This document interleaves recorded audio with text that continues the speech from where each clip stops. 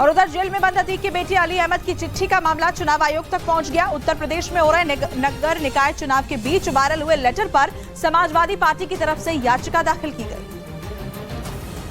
जिसमें शिकायत की गई कि नैनी की सेंट्रल जेल में बंद अली अहमद के नाम से वायरल चिट्ठी की जांच कराई जाए, जिसमें समाजवादी पार्टी और बीजेपी को वोट न करने की अपील की गई थी। याचिका में चिट्ठी को फर्जी बताकर पूरे मामले की जांच कराए जाने और जिम्मेदार लोगों के खिलाफ सख्त कार्रवाई किए जाने की मांग की गई। याचिका में दावा किया गया कि नगर निकाय चुनाव में समाजवादी पार्टी को नुकसान पहुँचाने के मकसद से चिट्ठी वायरल की गयी और इसके लिए जेल में बंद अतीक अहमद के बेटे अली अहमद के नाम का इस्तेमाल किया गया। याचिका में कहा गया कि उमेश पाल शूटआउट केस के बाद से जेल में उससे मिलने के लिए कोई नहीं गया था। सिर्फ एक बार वकील इंटेलिजेंस टीम की मौजूदगी में उससे मिलने गए थे। सूत्रों के मुताबिक समाजवादी पार्टी ने दावा किया कि वायरल पर्चे की वजह से नगर निकाय चुनाव के पहले चरण के मतदान में पार्टी को जबरदस्त नुकसान हुआ और मुस्लिम वोटरों ने चिट्ठी को आधार बनाकर उनका बायकॉट किया।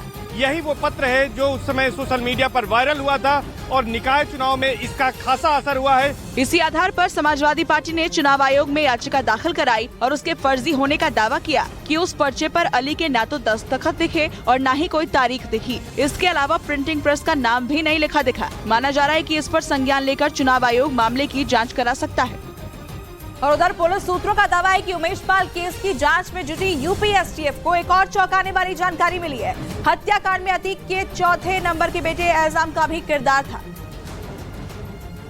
और उसने ही हत्याकांड से जुड़े सभी शूटरों के साथ ही जेल में बंद अपने पिता अतीक अहमद, चाचा अशरफ और मां शाइस्ता परवीन के बीच बातचीत कराने के लिए आईफोन की क्लाउड आईडी बनाई थी। सूत्रों के मुताबिक इन सभी की फेस टाइम ऐप के जरिए बातचीत होती थी, जिस पर एजम ने ठाकुर 008@icloud.com के नाम से आईडी बनाई थी। अतीक अहमद ने अपने चौथे बेटे यानी नाबालिग एजम को भी एक आईफोन दिया था और इस आईफोन की जो आईडी बनाई गई थी वो ठाकुर के नाम से बनाई गई थी। उमेश पाल शूटआउट केस के बाद से वो बाल संरक्षण गृह में है और आगे उस पर भी शिकंजा कस सकता है।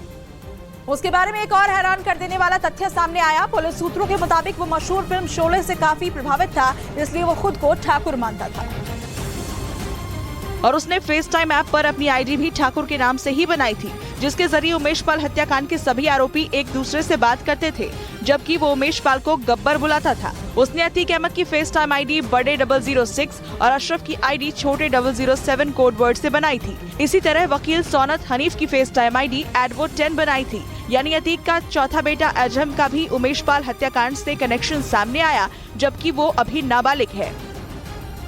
अतीक अहमद के करीबी खान सौलत हनीफ ने उमेश पाल हत्याकांड में साजिश की बात कबूल कर ली कि वो उमेश पाल की रेकी कर रहा था और उनकी लोकेशन शूटर तक पहुंचाई थी।